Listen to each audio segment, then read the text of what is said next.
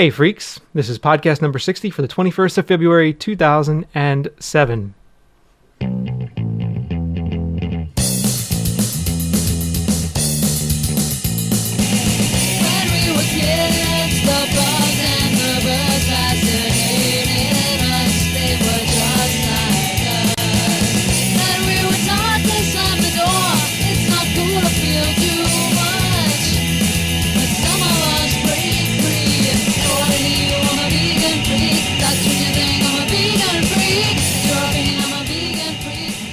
Hey freaks, it's Jenna.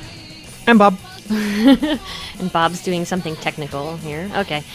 How is everyone out there in Vegan Freakland? They're probably well. I hope so. I was just thinking about the theme song. Sorry, I had to run across the room and grab something. I was just thinking about the theme song. We got 2 emails recently. One said, my God, I wish you would play the whole theme song all the way through at the beginning of the show. I love it. It's great. And we got another email that said, will you please get rid of the fucking theme song? We like the theme song. It's not going anywhere. It's our theme song. It's not going anywhere at all. It is tremendous and cool, and I love it. But it's just strange, you know, like the input you get. It's just whatever. And you know, when it comes down to it, this is our ship and we got to sail it. So we're going to sail it the way that we see fit. Right, of course. Anyway, a couple quick announcements coming out. We need to say a belated happy birthday to Liam, our little vegan freak friend. That's right, our little vegan freak friend Liam. Let's see, do I have any? No, that's not happy birthday. The right sound. How about this? No, that's not good either. How about this? Not vegan. Except that he is vegan. He is vegan. He's very vegan. Actually, I have a really funny thing about Liam. Really funny story. I have this playlist in iTunes that has all the songs I have that are less than 5 minutes long and not in categories like classical or jazz. It's just basically meant to just play kind of the punk and, you know, various things I have. And every so often in that playlist, I get this sound from Liam in there because many shows ago, he recorded this, I'm a freakin', you're a freakin'. Anyway, He recorded this stuff for us, and every so often that just comes up in the playlist, and I start laughing because it's really funny. So anyway, we want to say happy birthday to Liam. How old is Liam? Oh, I forget. 6? I'm bad. Yeah, I think so. That sounds right. I'm sorry, Liam. We should know. We should know. We're old and forgetful. We are. So, anyway, happy birthday. Liam is proof that, for those of you that don't know Liam, he's a brilliant little blonde child who is proof, you know, that turning your kids vegan is not meant to kill them. Yes. I mean, he is like energetic, immensely healthy, immensely healthy, and very smart. So, and you know, he is the poster child for veganism. He really is. So. Apparently, he's taller than the rest of the kids in his class. He's like for his age, he's like, you know, he's good. He's where he should be. Absolutely. Yep. So, also, finally, those of you that have back ordered T-shirts, those are going out on Monday. Monday. Yeah, those are going out on Monday. And we will send an email to the subscribers about getting T-shirts. Yes, for those of you who didn't get them the first time around. And wanted them. We did a big order this time, and we have new designs. We do indeed. So we'll send out details and email about those for subscribers. Yay. Okay. Finally. Okay. Was there another announcement you had? No. Oh. Okay. Also, today will probably be a short show, too. Yeah. I'm sorry about the short shows lately. We're busy people. Yeah, but we're trying to get at least something out there. Well, we said we would every week. Exactly. We didn't say what day every week we would. No. we will get something out every week. Yeah. Pretty much. Yeah. But We'll try. We know, we got freaks out there that need some vegan love. Or they just, I don't know, need something. Mm-hmm. Who knows? But one of the things I want to talk about that's kind of been kicking around in my head is this whole idea of vegetarianism and veganism. What did you just do? I don't know. I got staticky, apparently. Are you electric? Apparently. Woogie, woogie, woogie? I just played with my hair, and that made it staticky. Stop playing with your hair. I'm sorry. Stop. I won't Don't do be it bad. anymore. What? I won't do it anymore. Okay, good. I don't know. Probably we should ground the studio correctly. That would get rid of most of ground the house correctly. That's one of the problems. The house was built in 1850. I know.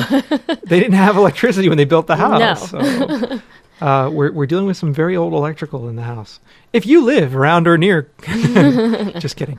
I want to talk about vegetarianism, and I want to talk about it because I kind of kicking around this idea, thinking about it in some interesting and critical ways. I'm not talking about veganism, but I think vegetarianism is something I want to talk about because I know some of our audience are vegetarian. Some of you are thinking about going towards veganism, but you're not quite there yet. And I want to talk about why I think you need to be go vegan. Good. Why you need to go vegan. Why you need to become vegan. First off, I think that vegetarianism is really commendable. I think if you're a vegetarian, and I'm talking about all this not for health reasons, but for animal rights reasons, right? So if you have recognized that animals suffer and you want to make a difference in the lives of animals and you've become a vegetarian, I think that's commendable. But I think if you really want to live that principle to its fullest extent possible and to its most rigorous extent possible, I think you need to get the products of exploitation off of your plate. I think that's really the first place you need to start. Mm-hmm. I think if you're going to be serious about animal rights, if you're going to be serious about living it in your life, the first place to begin is not by consuming the products that are directly the result of the torture of animals. Mm-hmm. Okay. I also think in a lot of ways, the vegetarianism is based on what I think is an ancient notion of animal production. A lot of us don't have any idea what goes into the production of the things that we consume, right? It's kind of hidden from us. We just see the product itself. And I think for vegetarianism, ovo-lacto-vegetarianism, for example, and this is the way I was in the past, right? I used to assume that the animal products that I was consuming as an ovo-lacto-vegetarian, that those products were not responsible for the death of animals, right? You can take eggs from a chicken and the chicken doesn't die. Correct. You can take milk from a cow and the cow does not die. Mm-hmm. Whereas you take meat from an animal and the animal dies, right? It's a logic that is, on the face of it, sensible. But it's also wrong. And it's wrong because it's just untrue. The way in which production takes place today requires the death of these animals for the production to be profitable. For example, eggs are responsible for the death of chickens, right? Chickens are they're spent. They are productive machines, and they're cranking out these eggs, and it's just horrible for them. And when they're spent and they're killed, or they die. Also in the production of eggs, what do you do with all the male chicks? You gas them or you throw them in a dumpster, right? So all the male chicks are dying just for the production of eggs, right? It's a routine part of the production of eggs that male chicks are killed. And, the battery egg conditions are bad enough, but if you think you're eating free-range, omega-3 enhanced, quote-unquote, vegetarian eggs, right? You're not doing all that much better. And the reason you're not doing all that much better is because even in the kind of free-range operations or the non-battery cage operations, like the ones that HSUS was behind for the school campaign they were doing, even in those situations, the animals are debeaked, they're force molted, all of these things go on that still happen in the large-scale production. And the male chicks are still killed. Yeah. And, production is still what matters. Yeah, and I think people have this image is that, okay, these chickens are in these little coops with plenty of room, laying their eggs, and they're happy, and they just do it until their natural life, is done. That's so not the case. I mean, they are killed. If they stop being productive, they are killed. It's that simple. They don't just die, they are killed. Well, a lot of them die in the process because it's horrible on their bodies, but... I was writing my book. I'm working on, as many of you know, I'm working on a book, and I was working on that book the other day, talking about my experience in college, taking dairy production classes, and how enlightening that was to me about the whole process of creating dairy products, right, and of treating animals like productive units. Trying to maximize the profit on your productive unit, and then once the profit on that productive unit went down, you had to liquidate that productive unit. Right? I mean, that's the way we talked about it. We were learning to become managers. Stop picking at your nose ring. No wonder it's all red. Anyway. Sorry. We were to become managers of this resource, quote unquote resource, this productive resource. Milk is another thing. You think that animals aren't killed for milk, but dairy cattle, as soon as their production goes down, guess where they go? They're ground quote, unquote, beef. Liquidated. They go for ground beef. Yep. And think about, again, we have the problem of male calves. Male calves end up as veal. Right? So we have this situation in which when dairy cows are used up, they are slaughtered. The male calves, the bulls, right, which are naturally born out of this whole process, are sold for veal. Sometimes they're killed within 48 hours of when they're born, because of this whole process.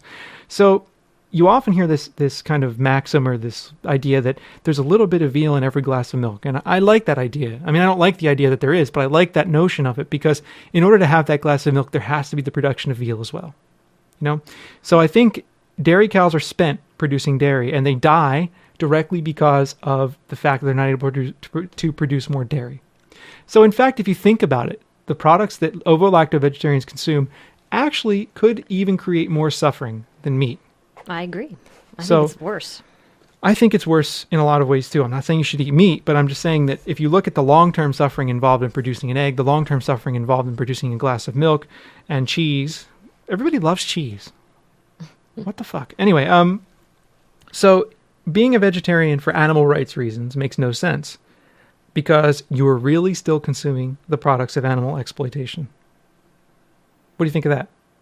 Makes sense to me. Okay, that's another step through my logic here. The other thing is that I think a lot of vegetarians don't want to go vegan because they don't want to seem as extreme as us crazy vegans. I felt that way for a while as a vegetarian. I was like, oh, fuck the vegans. But if you think about it, which is what I ended up doing at some point in my life, there's no valid reason to be vegetarian if you care about animal rights. If you're going to live consistently, and if you're going to have a moral and ethical consistency, being a vegetarian for animal rights is completely illogical, given the way in which our productive system is structured. You cannot care about animal rights and pretend that being a vegetarian does something about it, because it doesn't. It's not consistent all the way through. It's not logical. Not at all. Okay, so veganism is really the only ethically consistent expression of abolitionism. It's the only way to show in your everyday life that you object to the exploitation and oppression of animals. And if you want to prove it, get that shit off your plate. Exactly. And get it off your body. Yep. Okay. Now, another thing I have here that I want to talk about as well. I mean, I made a little outline so I wouldn't lose my place. All the things I wanted to mention. Well, you know how I am. I get going and I get off topic. But us off topic? Never. That's one thing I always get in my teaching evaluations. Professor Torres is a lot of fun, but he goes off topic a lot. What, me? Oh, look at the kitty. No, anyway, I think, I was just saying, I really think that being vegan matters as a moral and ethical principle because it's something you're living in your everyday life. It's a protest, in a sense. It is saying in your every single day life that you have decided that this particular form of exploitation is not okay. It is activism in itself. It is a form of it's the first step in activism. I mean, I don't want to think that being vegan is where you should stop. I mean, if that's a good place, that's a good place to start, right? But I think also that it is a lived daily protest in your every single day life. And this is why some of you were mad at me before for saying that I think Peter Singer's an asshole because he says, oh, eat cheese. No, it matters because sticking to veganism matters because you have to be consistent in your ethics, I feel like. So eating cheese on occasion is not okay. Veganism is something you do for the animals, but you also, in a sense, do it for yourself, right? It's an agreement with yourself about how you decide you're going to live in the world. And in a way, I feel like it's an affirmation of the kind of world that you want to see, right? I sound like a total hippie. It's like totally an affirmation of the way you want to see the world. But it is. It is an affirmation of the way you want to see the world. And I think what is interesting about it is for me, it's this affirmation about how I want to see the world that's unbreakable even in my own private moments. Like when no one's around and someone comes into your office and gives you a cupcake and that that cupcake has dairy in it and eggs in it. And I could eat it and no one would know any better, but I don't. Do you know what I mean? Yep. And to me, it is something that it's about living your life on your terms. And it's about living your life in the way that you think you need to see the world to be. And I always think of it like this when students say to me, you're just one person, what the hell are you doing? Or anyone says that to me. And I think, I'm not going to stop racism tomorrow. I'm not going to stop sexism tomorrow. But that doesn't mean I should live as a racist or a sexist. I have to live in the world the way I want the world to be, in a sense. I have to try. I mean, it sounds so hippie, but I do have to try to be what I want to see the world become. And so I'm not going to stop racism and sexism tomorrow, but that doesn't mean that I should start telling racist and sexist jokes. You're sighing. No. Okay. No, I'm fine. So what I'm trying to say is that veganism is a way of living in the world that is consistent with rejecting speciesism. It's consistent with rejecting the exploitation of animals, unlike vegetarianism, which is not consistent with this notion. Of course. So vegetarianism just doesn't get you there. And the other point I want to make at the end here is that I hear people complain a lot about how difficult it is to go vegan. And I have some sympathy for that. Given our culture, we have this fucking horrendous standard American diet, and we're surrounded by really horrible food everywhere we go. So I understand that. We grew up eating meat. We grew up learning meat is okay. And a lot of us have these really weird associations with the meat we consume or have consumed, right? It may have been a comfort food to us growing up. But I think once you decide to do it, going vegan is easy. I think it's really simple. And I really think that it only takes 3 weeks for your taste to completely change. 3 weeks. 3 weeks. I really believe this. I have personal experience several times in my life that it only takes 3 weeks for your taste to change. And you can really tell the difference. You just have to give it 3 weeks. And so I feel like going vegan is not hard. I don't care if you live in the middle of nowhere. It is not hard. All you need are grains, legumes, produce, canned goods, and you can live as a vegan. You don't need fucking Whole Foods and their bullshit soy products. You don't need fake meat. You don't need fake meat. I mean, on occasion, is it helpful? Sure. But you don't need it. But even in our bumfuck town, regular old grocery store, not even the co-op or the health food store, right. You can get Boca products. You can get Morningstar Farm, which aren't all vegan, but one or two of them are, Absolutely. It's if you really jonesing, the vegan ones are better than nothing, I guess. Absolutely. So although they support a bad company, you shouldn't buy them anyway. But the point is that it's not hard to go vegan. And I think a lot of people, what you need to do is get it in your head that it's not difficult rather than it is difficult. Because it's not that hard. Not at all. I mean, for some people, it might be hard. Teenagers, for example, if you're living with your parents and you don't have control over the groceries and your parents are completely hostile to the idea, maybe it is hard in that situation. But if you live on your own or you're an adult, let's say this, you're an adult. If you're an adult and you have your own control over your own food, it is not hard. Not at all. It is one of the easiest things I've done. It is one of the easiest changes I've made in my... It changed my life, and it's one of the easiest things I've ever done in my life in terms of a life change. It's easier than moving. I fucking hate moving. It's easier than moving. It's easier than learning a foreign language. Way easier. It's easier than learning how to type on a Dvorak keyboard. It's easier than reading Volume 1 of Capital by Karl Marx. That's fucking hard. I'm trying to think of other things. It's easy. It's easier than riding 100 miles on your bike. And riding 100 miles on your bike isn't all that hard. So, I just feel like it's one of the... I'm just trying to make a case for veganism for the vegetarians out there. For the vegans out there, I apologize. But I want you also, for those of you that are out there who are vegans and think that I'm too hardcore sometimes, because I get that on occasion, that, maybe I expect too much of people. But I don't think it's expecting too much of people to ask that if you believe in an ethical principle, that you live that principle all the way through. Yes, even when no one's looking. Even when no one's looking, or even when it's inconvenient. Exactly. I mean, you know what? So you have to eat an iceberg lettuce salad when you're out with your friends. So you eat that, and you go home, and you have something else to eat later. It's one meal. Exactly. It's not going to kill you. The thing about I'm talking about Peter Singer, but he had that quote in Satya magazine where he said he wouldn't send back something with cheese on it. And you know what? I think you need to send something back with cheese on it. Yeah. It's not acceptable to me. I won't eat this. Send it back. Now, what if... I think of it like this. If someone were to accidentally serve me a human finger, would I eat it? No. But by Peter Singer's reasoning, if someone accidentally serves you a chicken, a piece of a chicken leg, you should eat it. I wouldn't eat a fucking human finger, and I wouldn't eat a fucking chicken leg. To me, these things are equivalent moral wrongs in a sense. And so I am living consistently through those things. And I'm not saying that people who aren't, I'm better than anybody or any of that shit, because that's what everyone reads into it. I'm not trying to say that. I'm just making a case for why people should try to live as consistently as possible with these things. Exactly. And one of the other things that comes up, this sort of leads into the next thing I want to talk about, is that people have 1,000,001 excuses as to why they cannot be vegan. And it's really annoying. And I don't think people understand from the perspective of a vegan why that's annoying and frustrating to hear all these excuses. Because you know what? Before we became vegan, we had 1,000,001 excuses too. Oh, I had it. I had a bunch. We had a bunch. Now I look back and they're so stupid. I can't believe that people didn't kill me. I can't believe that vegans didn't just punch me in the fucking face and I would bring up some of the things I used to say. It's not necessary. I would miss the cream in my coffee. I could never have my coffee without cream. Yeah, exactly.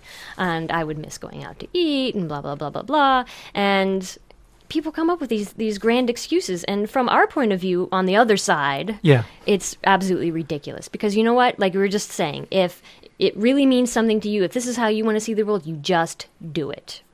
You know, it is healthier for you. It is healthier for the animals. It is healthier for the planet. Mm-hmm. You know, it's like you just do it if it means something to you. And I think it's important for vegans to have somewhat some level of patience, you know, in dealing with these people, because I think one of the best forms of activism is being a vegan mentor for other people. If people can see that vegans can live a great life as a vegan, and it's not something that we're all deprived, you know, starving or, you know, these horribly miserable people, then they can see that, oh, wow, this is possible. Mm-hmm. You know, and some people will always have a horrendous attitude, but I know just from reading the forums that people have now had their friends ask them questions and are really curious about it. Some people have even converted other people to veganism or vegetarianism. But that's why I tell you, it's a lived expression. Exactly. It's a daily protest because it gets people to think. There's a moment of that cognitive dissonance for everyone who's a meat eater when you sit down at a fucking table with them and you're eating tofu and they're eating steak. Yep. They think for a second, why is that person not eating steak? Mm-hmm. And not everyone will think that, but some will. And that gets people thinking, and that's the first step. Yep. You're standing in. I mean, Carol Adams talks about this as the absent referent, right?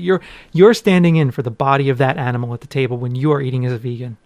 I think that is so essential. Mm-hmm. That's why consistency matters so much. That's why sending back that piece of cheese matters so much. Because you're saying, no, this is not right. This is not okay. This is not acceptable. I will not have this shit on my plate. I will not have this because it is cruel, it is wrong, and it is ethically abhorrent. It is not food. And all, it is not vegan. Not vegan. Not vegan. Our fucking soundboard. I hate this thing. Right. It ruins the moment. It ruined the moment. I know. Motherfuckers. But you anyway. know, if you're mad, send an email to Soundbite. It's Black Cat System. Send an email to this guy and say, you're ruining my favorite podcast or whatever we are, my second favorite, or I hate the show but I can't stand the sound effects when they get fucked up. Send an email to this guy, will you? I've tried. I'm just gonna find one on Windows. That's what I'm gonna have to do. No, you can run Windows on this thing. I know, but it's like corrupting my Mac. It's but like, with its evil Microsoft like germs. Windows. It's like it would give your Mac crabs or something. Yeah, no shit. I don't know. But it's anyway, like BD for your Mac. Anyway, going back to the excuses, there are some excuses that annoy me more than others. Right? Okay. The first one being that one of the responses a lot to what you were just talking about vegetarianism is that, well, I can't be 100% vegan, so A, why should I try? Right. Or B, well then how does this mean anything? Well, no, you can't be. No one in this planet can be 100% vegan. Not unless you're dead. True. I mean, if you're dead, you're not eating anything, and you're in fact being consumed. This is true. But the important thing is there are some things that are absolutely possible to remove from your life. Mm-hmm. That is the things on your plate and the things on your body. And the things that you put on your body. That are possible or are not? They are, that are. Okay. The thing, you don't have to eat them. That's right. You don't have to wear them. Right. Okay? And this is possible. These are things that you can control. Yep. Okay? And you can buy a shampoo that doesn't have any animal products in it. You can buy a non-leather coat. Yep. You can buy non-wool sweater. Yep.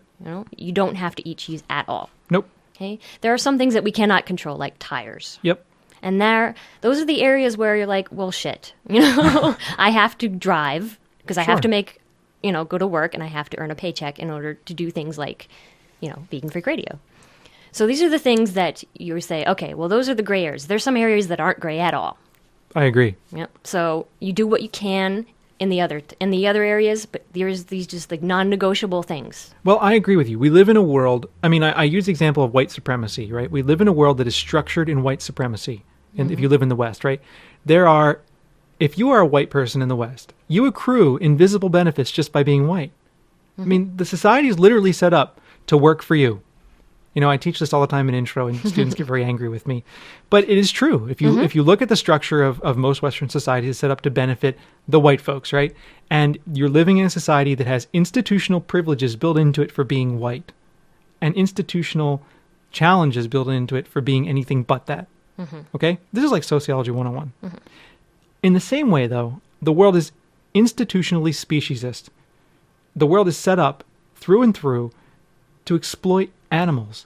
And so living in that world as a human being, just like living in that world as a white person, if you're a white person, you have the best possible conscience about race, and you're not a racist in your personal life, you still benefit by the nature of your race, right? Just like by the fact that our world is structured in speciesism, you benefit by the accident of your species. So we live in a world that is structured through a speciesism, and by living through that world, there are always going to be things in it that are going to have built into them the exploitation of that animal other. And we have no way around them. That's what's fucked up. If we lived in a world that wasn't structured in this kind of exploitation, we would have choices, but we don't. So what I'm trying to say here is that, those gray areas, in a sense, come from that. They come from the fact that our world is structured in this kind of exploitation. Right. And if we're ever to solve this problem, we have to get it at the root. And being veganism is where you start. I agree. Because that gets at that root. It strikes right at the root. It is radical. It is. And I don't mean it's radical like, oh, cool, radical, groovy, Is that Freedom Rock? Turn it up, radical. Sorry, I'm dating myself. I don't know how old our audience is. I mean, some of them are quite young. Yeah. But by the way, you should not be listening to Vegan Freak Radio unless you are over 18 years of age. Thank you. No, it is radical in the sense that, I mean, the root of the idea the root of radical is root, in Latin. Yeah, It's about getting to the root. It's radix, I think. I mean, I'm sure. Please don't send me emails. I know, I can go look it up. If I'm wrong, I'm wrong. I'll go look it up. But I'm pretty sure, that it deals with getting at the roots. And so that's why I'm saying this is a radical notion. It's radical because it addresses the roots of the problem. Yes. So anyway, yes. I don't want to keep ranting and raving, but But there are other excuses too that I wanted to mention. Go ahead. That are more annoying than others. The other next one is I could never be vegan. I could never give up X. Yeah. You could. You could. It sounds immensely impossible to imagine your life without X. Sure, but you know what? If you stopped eating it today, you could do without it. You really can.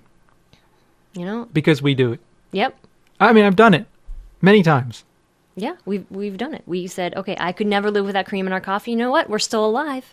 And now I really like soy milk in my coffee. But the thing is that, here's the thing. We are not particularly strong in terms of willpower. We're not particularly, we're nothing special. No. When it comes down to it. No. We are just the average people. Yep. I just said, okay, I'm not going to let this have power over me. That's exactly it.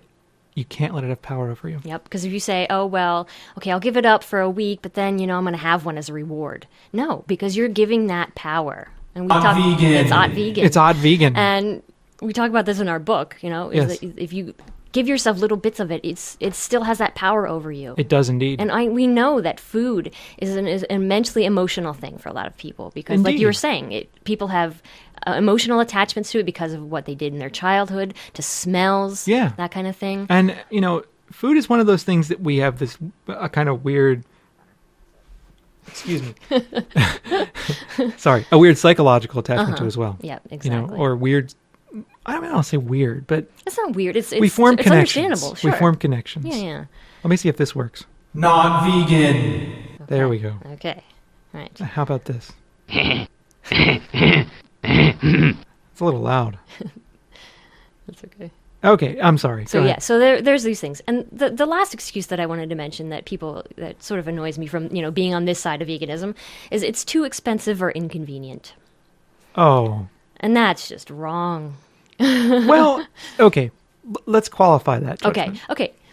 Sure, there are frustrations as a vegan. There are. And we share them all the time on the forums. People gripe back and forth about some of the frustrations, and this is understandable. Can I have some of your water? Yeah, sure. Rock. Right. But if you know what to do with your meals, and if you know how to prepare ahead of time, then you lessen all of these things. You do. Greatly. I mean, it ends up where, you're going to have some frustrating moments, and it usually has to do with other people being annoying. That's true. Again, I think 3 weeks. In 3 weeks, you can learn how to be a pretty resourceful vegan if you put your mind to it. Exactly. And you can learn to make quick vegan meals. Yep. You take some beans, you mix it with some salsa, and you either put it on rice or you stick it in a burrito. Yep. That's a quick, easy meal. Steamed broccoli on the side. Fuck yeah, that's quick and it's healthy. That's a meal. Yeah, and it's good. It's very tasty. You can add to it if you want. And I recently heard Neil Barnard, who's written a bunch of books on vegan diets, that that he has a very simplistic taste, and I don't think that everyone has to do this, but that sometimes when he is in a hurry and he has nothing to eat and he's in a place where he can't get a lot to eat, he'll go to the store and buy a can of garbanzo beans and just eat those. Now, I don't think that's optimal. No. In terms of in terms of nutrition, it's fine. Yeah. In terms of taste, it's not optimal. No. You at least put some salt and pepper on there, Well, there's salt. Canned beans are full of salt. Well, okay, so you put some like chili powder on there. Okay, well, fine. But I mean, but really, it can be that simple sometimes. It can be. Yeah, and I think people forget about the grocery store. If you're out somewhere and you're out with your friends and you have, they want to go to an Omni restaurant and there's nothing for you to eat and you've tried to convince the kitchen to make you something that's vegan and they haven't, go to the grocery store afterwards and just pick up some fruit, pick up some produce, pick up a quick meal. Better yet, I mean, if you have friends and they're hesitant about veganism, have them over for a vegan meal. Yeah, cook them some vegan food. It's not hard to cook vegan food. No, good vegan food. Not at all. I actually prefer it because, you don't have to worry about is the fish, well, I don't know, is the steak done enough? Am I going to get E. coli and die? I guess you could say that you might get from the spinach, but still, you don't really have to think about it. You don't have to worry about your cutting boards getting contaminated with weird salmonella bacteria. Exactly. You can eat everything while you're cooking. Yeah, exactly. You can put the raw things, the things that you use to touch the raw vegetables, on the things you use to cook vegetables. Exactly. So. Well, I don't know. I think though, that we do need to be tolerant of the frustrations, and because we were there once. And we live in a culture that, in fact, wants to make things easy for us. And so from that perspective, it does look a lot like it's frustrating. It does. But I think, though, I mean, this is the point I raised on the forums when we were talking to someone about these issues. I think, though, that the convenience that's raised by the different foods that we can consume in like fast food and all that shit, it's a false economy. Mm-hmm. You're saving 15 or 20 minutes here and there, but you're actually slowly killing yourself. Mm-hmm. Yep. That's what I think. Yeah, it's taken years off your life. Taking years off your life, indeed. You sound weak. I'm sorry. I'm probably not talking loud enough. I don't know. Or is it my wonky knob?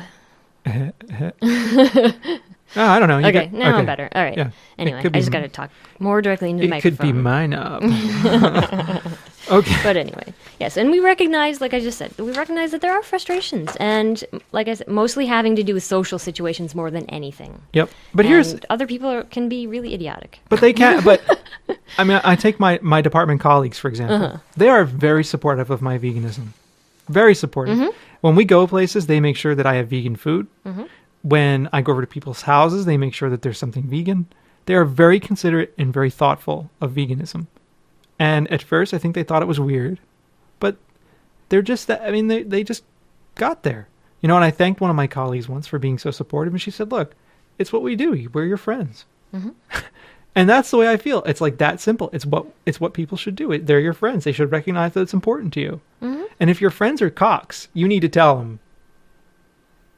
Yeah, just lay it on the line. Look, this is important to me, and I would appreciate a little bit more support. And you might think it's weird, but, go along with this with me. Let's see where it goes. Yep. So, I don't know. I want to say one final thing before we move on. Right, we should move on. We really should, because I thought the whole show would be this. We ended up rambling on. Well, but these things are important. So, I think they are important, and I apologize to the vegans out there, because a lot of you are like, yeah. Yeah, but I think it's important for vegans to hear this too and remind themselves why it's important. Could be. Because, when you're vegan, you need to stay vegan. Yep. Don't make me forget my point. Okay, got it. Go ahead. Sorry. I was trying to remember my point. Okay. You're right, we do need to stay vegan. What I want to say to anyone out there who's not vegan, or anyone who is vegan who we have offended, I know that for vegetarians, if you're listening to this, it may be something that you find personally offensive or annoying or upsetting. You may think, who the hell is this random fuck on the internet telling me what I should be doing with my life? I mean, who the hell is he? Why is he so morally superior? And what the hell does he know anyway? And you know what? I don't know that much. I'm not morally superior. I'm just another guy doing what I think is right and trying to convince other people to do the same thing. But what I want to ask you, I want to ask a favor of you. If this makes you upset or bothers you, I want you to think about why. Why does it bother you? And in that nugget of being bothered may, in fact, be the root of really that cognitive dissonance between your concept of what's going on with animals and the behaviors that you have that are contributing to those problems. That's what I'm trying to say, is that if you're angry, it may be, in fact, your own head trying to reconcile itself with what I think are contradictory behaviors. Mm-hmm. I think that happens a lot. If people come back to me and tell me, you made me mad, but I thought about it. That's all I want to say. Okay. I think that's a good place to end. You agree? I agree. All right. I agree. And yeah, we're not trying to sound like, oh, we're annoyed with all of you people and, go to hell. No, we're just trying to show you our perspective, because on different sides of the fence, it's really different to see this issue. It is. So, right. The The dogs are downstairs, so the Michi's visiting again. I tried to grab him twice, and he's already taken off. He's hungry is the problem. It's dinner time. I'm going to grab him. Okay, you're going to get attacked again. No, I'm not. Yes, you are. Here, listen. Okay. Michi cat. He's like, nah, I'm not having any of this. Screw you. It's our large cat with a little meow. He's like 16-pound cat. His name is Meech. We call him Screechy Meechy. Yeah. Say hi again, Meech. Nope. Can't get any out of him now. No, he's just like, let me down he wants to and chill. feed me. He's not really a lap cat. No, he doesn't like being on laps. He's really digging into my lap right now. Yeah. I'm gonna make. I've been trying. He's how many years old though? 11. He's 11. I've been trying to make him a lap cat for 11 years, and it hasn't worked. No. All right. Especially with the dogs around, he's just like, nah, screw you guys. Here you go. I'm gonna let go. Okay, he's gonna. There he goes. Yep. Anyway, I'm full of cat hair now. It's all in my. I often wonder, talk about not vegan, how much cat and dog hair I eat per week. It's got to be a lot. That's disgusting. I know, but it's everywhere. But I'm sure if you asked the dogs and the cats, could I eat your hair? They would be like, yeah, fine. Yeah, sure. They're like, we do. Yeah, right. They're like, you want to lick my butt too? Here, I'll put it in your face. That's actually what Molly does to you when you get on the floor and try to crunch it. I try and do exercises and I get humped by the dog and he sticks his ass in my face. It's horrible. It's great.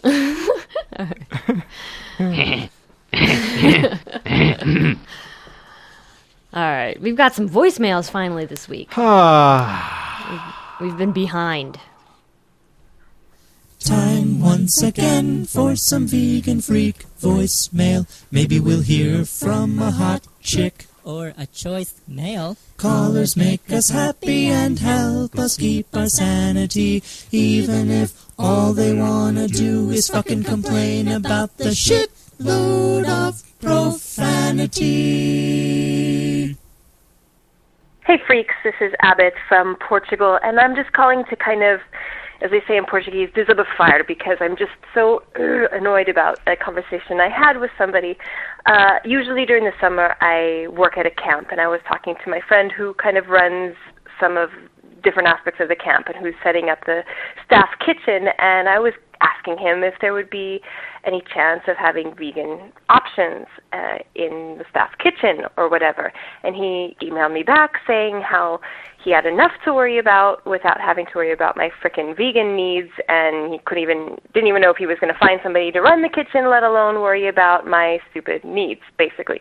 And I got a little annoyed with that, because then he said, because he lives in South America during the year, and he said that there he's lucky enough to eat whatever's there, and kind of like as if veganism is only for rich, preppy people. And that really bugged me, because, and I told him, I said, maybe if I lived in a place where I had no other options, maybe I would have to eat meat. I don't know. I don't live in any place like that. But my idea is that in South America, they have fruits and vegetables and grains and nuts and seeds and beans and those kinds of things, which is what I eat. So I don't know. It just really, really annoyed me. Maybe if you have any listeners from South America, it would be really cool to hear what it's like if they are vegan, what it's like to be vegan there. It would be interesting to know.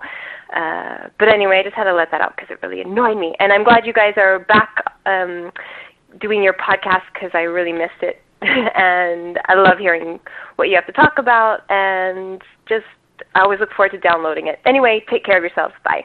It's Abbott again. I guess I wasn't finished because I still have a little bit in me. Because the thing is, like, if you can't be a vegan in a country that's not a rich country, I mean, like, I think that the life we lead should be sustainable and should be something that we could do wherever we are. And I don't know, I don't want to be leading a lifestyle that can only be led in some wealthy country where I can get all these incredible products or whatever. I would like to think and know that it could be something I could do wherever I am. You know, granted, if I'm making, I don't know, I'm not making any sense probably, because it's just something I can't really put into words, but I think that just bugged me, the idea that veganism equals wealthy, preppy. You have the choice to buy like really expensive products and this kind of thing, and I don't think it should be like that. If anything, it should be less. We should be spending less money because all we're buying is plain and simple vegetables and grains and beans and stuff like that, right? I don't know if I'm making any sense, but it just kind of, it's bothering me. So just need to let it out. I don't know any vegans, so that's why I'm letting it out on you guys. But and I know that you always have good things to say about stuff like this or whatever. But anyway, I know you're super, super busy with school and all of that. So I really appreciate that you do your podcast, because I really, really enjoy it. And it helps me a lot since I, like I said, know no other vegans and only one vegetarian. So it's good to have that support. So I think I'm done. Take care. Bye. Thanks, Abbott. Yeah, and we do have... we have a listener in Portugal. We do. Yeah, Heartborn. Yes. So Heartborn. We got to get you guys together. Yeah. Yeah, because he knows other vegans, I think, so... Aha. Excellent. Yeah. To get to the kind of the point of what she was talking about, I don't know, I've traveled in South America, and I've traveled in Central America. I wasn't vegan then, but I was a vegetarian during those times. Mm-hmm. I don't think it was hard at all. You know, no. I think about the ancient diet of my ancestors, right? Mm-hmm. When they weren't ripping the hearts out of people, killing virgins and things like that, right? Right. What did they eat? Corn. Squash, beans. Corn, squash, and beans, and maybe the occasional bit of meat. Right. Maybe. But the foundation of the diet was corn, squash, and beans. Yeah, it was more a condiment. Right. Or a special occasion thing, only a sometimes special feast. Right. If somebody hunted something that happened to find. So historically speaking, mm-hmm. that's the case. I mean, also though, the idea that veganism is a bourgeois concept, it is in a lot of ways a very mm-hmm. bourgeois concept. I don't think it's a bourgeois concept. I think that the people that it appeals to tend to be more or less upper middle class and more or less white. Mm-hmm. And I think that has a lot to do with the way the movement has worked over the last 30 or 40 years, probably. Mm-hmm. So I think that that's what I mean by it. What I also mean to say, though, is that a significant number of people in the developing world live near vegan or vegetarian, but not by choice usually. So I think it's possible to live vegan or vegetarian in the developing world. Come on. A lot of people do anyway. Yeah, they have to. They have exactly. to. And having been to the developing world, if you go, it's not hard to find fruits and vegetables mm-hmm. and grains. Right. If you want to find, fucking fake sausage and that kind of shit, no, you're not going to find that in your average Latin American supermarket. You're just not. They would look at you like you were from another planet if you asked. I mean, in some of the bougier places, in the cities. Sure. If you go into the cities and in some of those places, you may find that stuff. Mm-hmm. I don't really know. I have no idea. Maybe you can't. Maybe you can. But I think in the average place, you can find beans, you can find grains, you can find fresh fruits and vegetables. You can find avocados as big as your head. Mm-hmm. You can find incredible food. I mean, the fruit, there's a bounty of food that is beautiful. Mm-hmm. So I don't think it's a matter of class privilege necessarily. I think this class-based critique that, it would be nice to have a choice about what I eat. Well, most people who don't have a choice about what they eat end up eating non-meat items anyway. Mm-hmm. So I think that whole critique just falls apart that your friend has. Yeah. And I know we do have listeners in South America, so what's your take on this? Let us know. Let us know. Let us know. So, I mean, I would imagine if you had access to your own cooking equipment, being a Right. vegan would be fairly straightforward. Yeah. Just like it is anywhere. Yeah, because I remember we went to the markets in Guatemala, and God. the fruit and vegetables were just gorgeous. They were amazing. Just huge mangoes and everything. And, oh, man. Huge mangoes, corn, the kernels that are as big as the top of your thumb, Yeah. Just amazing, amazing produce. And so I don't buy the idea that, I don't know. Maybe in some parts of like Greenland or something, you couldn't be vegan, but But I think you're right. I mean, anywhere in the world, you should be able to be vegan, like you said, unless you're like, an Eskimo or something. but I also don't buy the idea that it's a question of class privilege to be a vegan, because you could be a vegan on very little money. How much does it cost to buy a bag of dried beans? Not much. Very little. A bag of rice? Not much.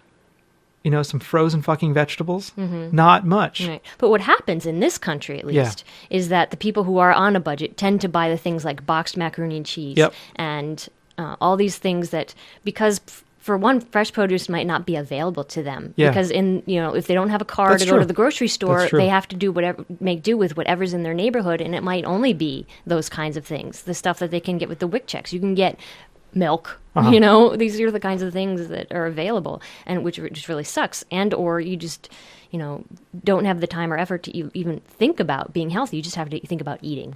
What's really interesting too, I mean, there are two things I want to talk about there. The one thing is there's this notion in the food science, not food science, in the sociology of food literature that talks about food deserts. That there are these areas, they're either extremely rural areas like where we live, or extremely urban, areas, that are food deserts where it's difficult to get the right kinds of food that you need to live healthfully. It's really hard. Like where we live right now, if we didn't have a car, we would be so screwed. But there are people who live around where we live who do not have cars, and there's no public transportation. None. And a grocery store is 10 miles away. And the nearest thing we have a general store that carries a few things. We've got a convenience store, a gas station essentially, that carries a few things. Now imagine, though, if you couldn't drive. This would be like a food desert to you because you wouldn't be able to put together the food that you need to live healthfully. Right?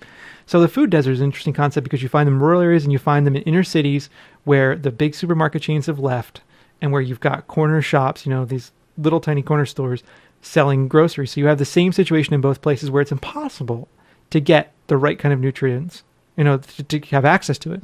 So that's one thing that drives this kind of class question. There was nothing I was going to talk about what I forget. I don't know. I mean, yeah, in a sense, we are very lucky, you and I, that we can choose what we want to eat. Oh, and I remember what I want to talk about as well. We were talking about the issue of people who are in poverty, and buying the kinds of food that they buy, and a lot of that is linked to educational understandings of what counts as good food. Yeah. And if you look, this is another thing we talk about in Social 101 as well, is that if you look at education and you look at health, these two things are linked together, not only linked together because of the access to goods, but they're linked together because of the educational components of knowing what makes good food, of what makes a healthy choice. And if people aren't educated about what makes good healthy choices, even if those choices are inexpensive, they're going to choose things that could not be good for them. And this is one of the outcomes of not having a thorough educational system.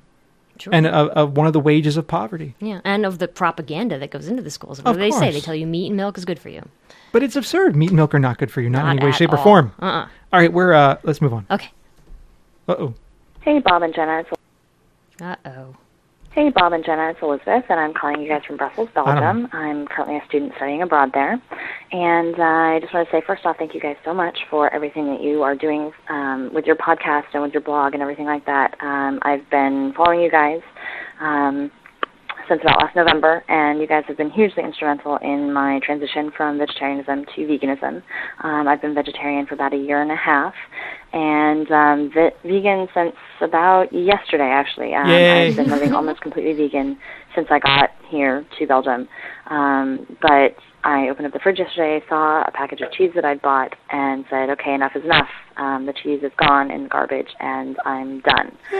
So thank you so much for everything that you've been doing to give advice and to push towards becoming vegan, because it really helped me and helped keep me, moving in the right direction, definitely. And also help keep me from getting homesick. So thank you guys for that. I've been listening to you guys since I got here, and it really helps me kind of feel like I have a link to home. But I do have a question. Since becoming vegan or since becoming vegetarian, I haven't eaten meat, obviously, but I'm not grossed out by it. I'll smell something cooking and think, oh, that smells good, and it'll have meat in it.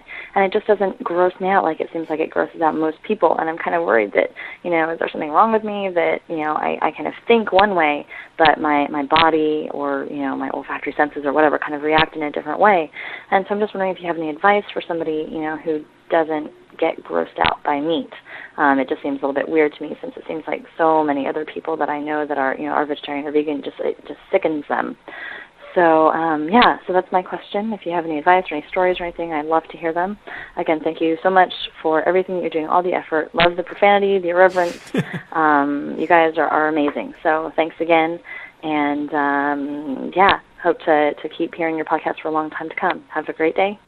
Thank you so much for the kind words. Yeah, it was awesome. They mean a lot to us. Yeah, they help keep us going. They actually do. They actually do. Because there are times when the assholes can get you down. Oh, yeah. There really are. I mean, putting yourself out there in public in any way, shape, or form, you're going to attract criticism. Mm-hmm. And there are times that the assholes really do get frustrating. Mm-hmm. Mm-hmm. People can be very critical. They can. Incredibly critical. Mm-hmm. And very nasty. Mm-hmm. Yet, I wonder, where are their books? Where are their podcasts? Where are their forums? Oh, anyway, sorry, I'm waxing ineloquent here. I think, I'll say from my perspective, maybe you have a different answer to this, but it took me a while. When I was vegetarian, I never found meat disgusting. Me either. I thought it smelled and sounded good. Yeah, me too. It took me a while after going vegan to find meat repulsive. And it took a couple months probably before I really felt truly repulsed by it. And it was a gradual thing. And I think what it had to do with was, for me, a lack of exposure to it. I wasn't around it much. I didn't see it much. And I became kind of more entrenched in my veganism. And so after a while, it really did become disgusting to me. But I think if you're around it a lot, and you're exposed to it a lot, I don't know. I don't know. What do you think? Yeah, I think, you should give it a little while since you just became vegan. And I do think being vegan, as opposed to being vegetarian, grosses you out more about meat for some reason. Like you were saying earlier, I was a vegetarian. I thought, oh, that chicken sandwich looks good. Yeah. And now I think, oh my God, that chicken sandwich looks absolutely horrendous. Yeah. And I see commercials on TV and I'm like, they're gross. Oh God, and thank God we have TiVo. Yeah. We can fast forward through them. But then again, I do have heard of some, vegans who are never repulsed by meat. Yeah. And it just may be that you're one of those people. It could be. As long as you can say, that doesn't look to me, I'm going to eat it. Well, as long as you can make that, But here's the other thing. One of the things that started to gross me out about it was making the connection between, earlier I talked about how, no, I didn't talk about it. I was writing about it, about how we don't see the connections between what we consume and kind of what went into what we consume. So most of us, most people go out to the store and buy a steak and they don't think, oh, dead animal. They don't think, cow hung up by its hind legs and throat slit. No, they don't think that. But as a vegan, I started to think that. And every time I saw steak, I would think about that. Yeah. So that's what got me into that place, I think, of being repulsed by it. And I think that's true. you have to make that connection. Yep. And one way to make that connection is to watch some gory videos. Watch Earthling. Have you watched Earthlings? You haven't. I have our listeners out there. Earthlings is a movie that is worth watching. If you're on the fence, it's worth watching. If you need to be steeled in your resolve as a vegan, it's worth watching. It is, however, painful. It is nauseating. It is angering. It's frustrating. It's fucking horrible. But that's the kind of movie that will give you those linkages in your head. That's true. Yep. I think that is extremely important. You see a steak, you think cow, and you think all the suffering that cow went through. Yep. If you keep doing that, you will be grossed out by it. That's what I think did it for me. For example, on our campus at school, sometimes in the afternoon when I'm leaving, it's near time for dinner, and you can smell like this kind of grilling hamburger smell, right? And when we first got there, I actually never minded it. I never really liked hamburgers that much when, I didn't miss hamburgers when I was a vegetarian or, clearly being a vegan, I don't. But it was a smell that never really bothered me. I would smell it and think, oh, that smells kind of okay, right? Given my whole history of cookouts and all that stuff, never bothered me much. But then as I became vegan, that smell became more and more kind of vile to me in a way. Like I smell it now and I think, ew, that's like a dead cow cooking on that burger, on that grill right now. So that is a decaying piece of flesh being carbonized. Destined to rot in some fucking meat eater's colon. Oh, I know. Now when our neighbors cook on the grill, I have to shut the windows. Yeah. It's disgusting.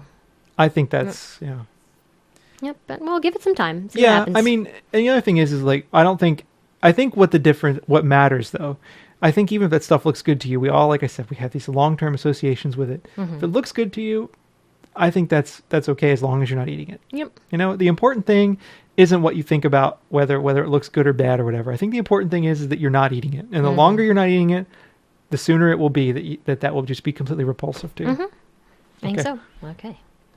Hey, vegan freaks. This is Patrick in San Diego. Everybody should have vegan-type stickers on their car. Agreed. I have an herbivore sticker on my car. Thanks, Bob and Jenna, for telling me about herbivore. They're cool. And because of it, some guy came up to me and started asking me questions about it. And turns out he was a vegan, too. And we started talking about veganism. And he, told me about some cool vegan restaurants here in San Diego that I'd never heard of. And that's why we should have stickers like that on our car or something like that so we can identify, oh, look, there's a vegan. Maybe they know a place I can eat at because sometimes it's hard to find restaurants to eat at. But, no, I'm pretty stoked about it. I just found out a cool Indian buffet place in San Diego here that I didn't know about. And I'm stoked. Cool. All right, you guys take care. Later. Thanks, Patrick. Yeah, it is a good idea. And it shows the world that there are vegans out there. I think we need an international vegan symbol. The vegan. Yeah, we've talked about this. We have. But we need a way to all recognize each other, like a secret handshake or I don't know, some invisible ink on our heads or some kind of way of recognizing each other in a crowd. I don't know. Just you can be walking by someone and know they're vegan. They probably don't. Here's one way. They probably don't smell as bad. Yeah. Go by smell. Yes. Could be. Okay, moving on. Hi, Bob and Jenna. This is Sean from Washington. I had called in a little bit ago and told one of your users to use Medi-Air to get rid of the bad odor in their house. And I'm kind of new to veganism, so I'm just still getting down some of the ingredients. And so I thought I'd better double check.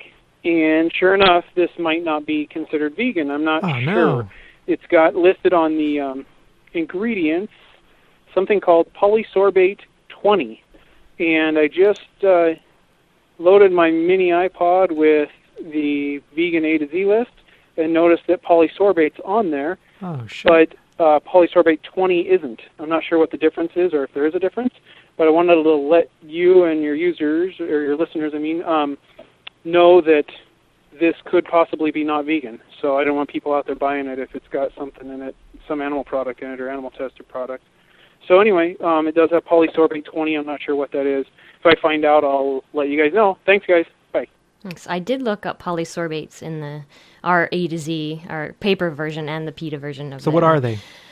From what they said, polysorbates, period, are derived from fatty acids of animals.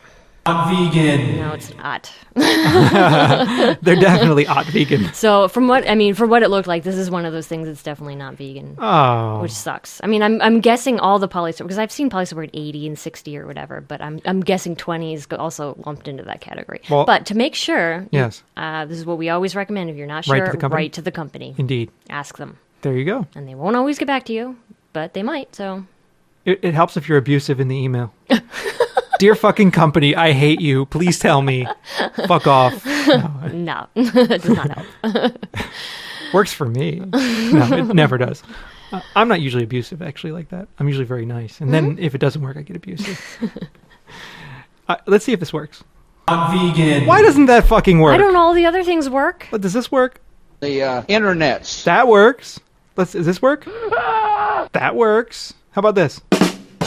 That kind of works. Ooh, that does not work at all. No. Fucking this soundboard. All right, I have to find it.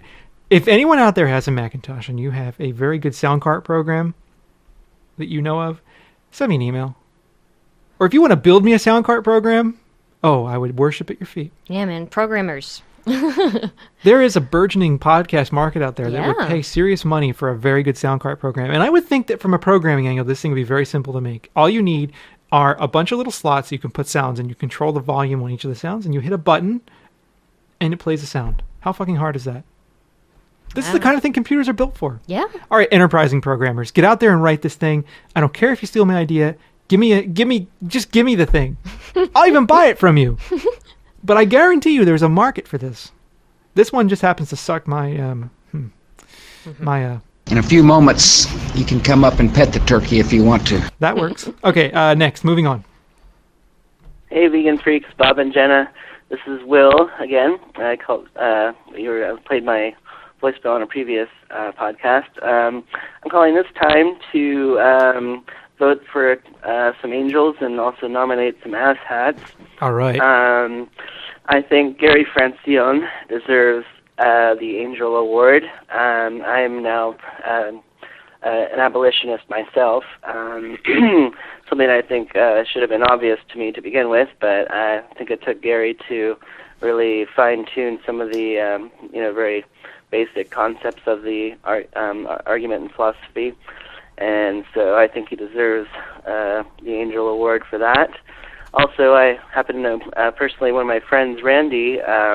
He deserves the Angel Award too because he's been the one behind the scenes helping Gary develop his website, and now it's been getting like 800 hits a day. And nice. He's been just putting endless hours upon hours of his own time into developing the website, getting the slideshows and all that ready to go, and so I think he deserves an Angel Award for that. As far as the asshats go, I'm getting sick and tired of all the ex-vegans that I run into at Whole Foods. Ex-vegans. The ones that the cashiers or work at Whole Foods, and they say they tried it, and they say it's too hard, or they got too tired, or whatever, and just spend their lifetime preaching to everybody about confirming everyone's suspicion that veganism is so hard and like it's this monumental task that is impossible. So I think they deserve the asshat award. I agree. And also, I thought you might be interested to know that I'm organizing a book discussion on your Vegan Freaks book. So it is getting read over here in the Bay Area, and it should. Also, kind of partially inspired. Sorry, I got cut off for the other message. Partially inspired by your book, I kind of think that most of the things about being vegan are really easy. Finding your food, your clothing, your shampoo, all that. Once you figure out where to get it, it's a piece of cake, but piece of vegan cake.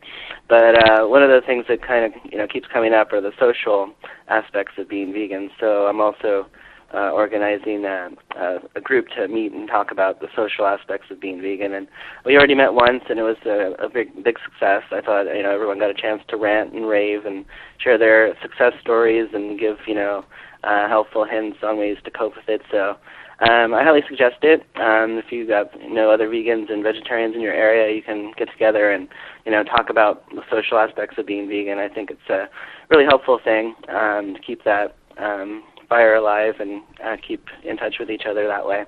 Anyway, just sharing some ideas, and keep up the podcast. It's an awesome podcast. I love it. Take care. Bye. Thanks, Will.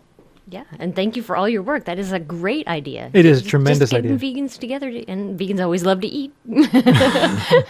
So get together, eat, talk, hang out, commiserate, share stories, share ideas. I mean, I think that's a really important part, though, of remaining a sane vegan, because being a vegan is not hard. He's completely right. Yep. The day-to-day stuff of being a vegan is not hard.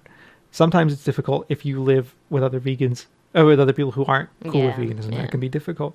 And it's nice to provide that kind of support. And anybody can do that. And we really appreciate you organizing a reading group on our book, although it kind of freaks me out a little.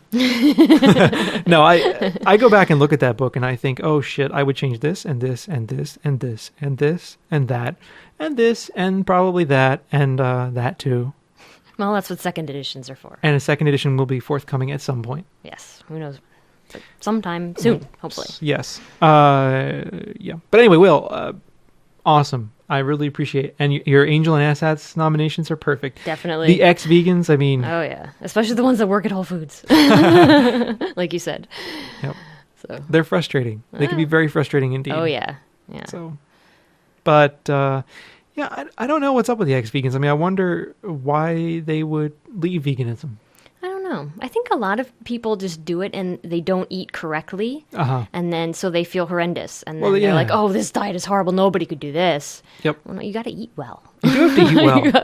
you have to make sure you're getting vitamins. And exactly. I mean, and eating like not the same thing all the time and not only eating potatoes and, you know. And cupcakes. Yeah. So, yeah, you got to eat a well-rounded diet.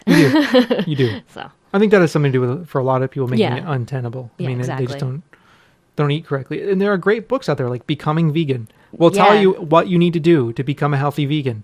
It is not rocket science. No. I hate that cliche. How about this? It's not complex social theory. There you go. See, that's better. It's not, though. It really is not. It's pretty straightforward. It is. So, thank you so much for that, Will. And as always, if there's any way we can support those kinds of efforts that you're doing on the ground there, let us know. I mean, anybody out there, if there's anything you're doing and we can support it, you should let us know. Yep. Because I really believe in supporting people who are in their own context doing everyday things in terms of helping to support the abolition of animal exploitation, in terms of promoting veganism. If there's something we can do to help you, you let us know. Yes. Because I think it's really important that we begin building genuine connections and networks out there. I agree. So good job, Will. All right. And I agree with your angels. I agree with your assets. Absolutely. Cool. And if anybody else has any more angels and assets, don't forget, send us an email or send us another voicemail. That's right. So, was there anything else? I think that's it. We said we were going to be a quick show, and here we are over an hour. You know, I get guess us rambling, and you know. I guess the whole thing about the vegetarians. I guess we had more to say than we thought. Yeah. So. This is why we're professors. Our poor students have to listen to us all the time. They do. There are times I've walked into class and I have a Post-it note in my hand, one of the small ones, and students say, "What's that?" And I say, "It's my lecture outline." And it is. I have 2 or 3 points that I want to cover, but it just happens to be I could speak about each point for 20 minutes. There you go. So. So, as always, you can contact us various ways. Podcast at veganfreak.com. 267-295-1944. Put that on your refrigerator door. Oh, also a change in the commenting system. We are now going to put a link to our forums on every show, and you can go to the forums, even if you're not registered, and post comments. About the podcast. About the podcast. Yes. Everything else, all the other forums, if you're not registered, no, sorry. But if you want to comment about the podcast, the place to go is to the forums. And you can comment there. Even if you're unregistered. You follow me? Yes. You'll see. Yes. There'll be a link. So podcast.veganfreak.com is where you can find our website show notes and all the back editions of Vegan Freak Radio, all 59 of them. What else? That's about it.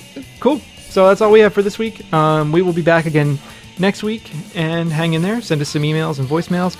And, you know, when we don't play your voicemails, we don't play your we will. We're just... Yeah, we've got a backlog, so we'll get there. We'll get there. You know, and that's the thing about us. We might not do it right away, but we'll do it. We'll eventually get it. We'll eventually get there. I mean, yeah. Oh, also, Dino's book is a little delayed, but will be out. Yes, shortly. So keep your eye out for that. We're a 2-person team here, and we're cranking as fast as we can. So that's it. All right, I better turn this up, and we go. Bye. Bye.